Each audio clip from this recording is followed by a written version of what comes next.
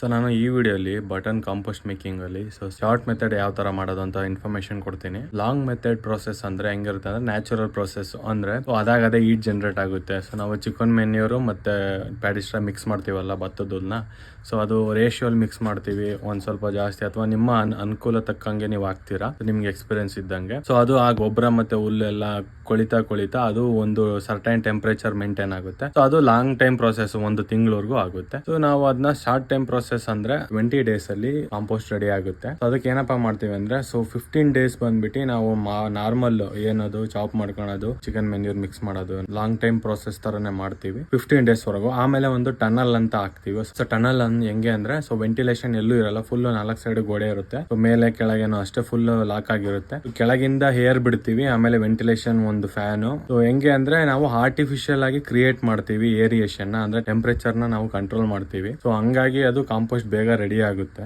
ಇದಿಷ್ಟು ಈ process. Short method ಅಲ್ಲಿ ಬಂದ್ಬಿಟ್ಟು ಇದೊಂದು ಟನಲ್ ಒಂದು ಆಡ್ ಆಗುತ್ತೆ, ಮತ್ತೆ ನಾರ್ಮಲ್ ಶೆಡ್ ಅಲ್ಲಿ ಮಾಡ್ಕೊಳ್ಳೋದು. ಸೊ ಇದು 2 ಪ್ರೊಸೆಸ್ ಇರುತ್ತೆ. ಲಾಂಗ್ ಟರ್ಮ್ ಮೆಥಡ್ ಅಂದ್ರೆ ಶೆಡ್ ಅಲ್ಲೇ ಪೂರ್ತಿ ಇರುತ್ತೆ 1 ತಿಂಗಳವರೆಗೂ. ಶಾರ್ಟ್ ಮೆಥಡ್ ಅಂದ್ರೆ 20 ಡೇಸ್ ವರೆಗೂ ಆಗುತ್ತೆ. ಸೊ ಆಮೇಲೆ ಇನ್ವೆಸ್ಟ್ಮೆಂಟ್ ಅನ್ನೋದು ಜಾಸ್ತಿ ಬೀಳುತ್ತೆ, ಆಮೇಲೆ ಎಲೆಕ್ಟ್ರಿಸಿಟಿ ಕೂಡ ಬೇಕಾಗುತ್ತೆ. ಸೊ ಇದಿಷ್ಟು ಇವತ್ತಿನ topic. So button mushroom compost ready ಆಗ್ತಿದೆ, ಅಂದ್ರೆ ನಾರ್ಮಲ್ ಆಗಿ ರೆಡಿ ಆಗ್ತಿತ್ತು, ಅದನ್ನ ಟೈಮ್ ಬಂದಾಗ ಅಪ್ಡೇಟ್ ಮಾಡ್ತೀನಿ ನಿಮ್ಗೆ ಬೇಗ ಆದಷ್ಟು. ಇದಿಷ್ಟು ಇವತ್ತಿನ ವಿಡಿಯೋಸ್. ಮುಂದಿನ ವಿಡಿಯೋ ಸಿಗುವ.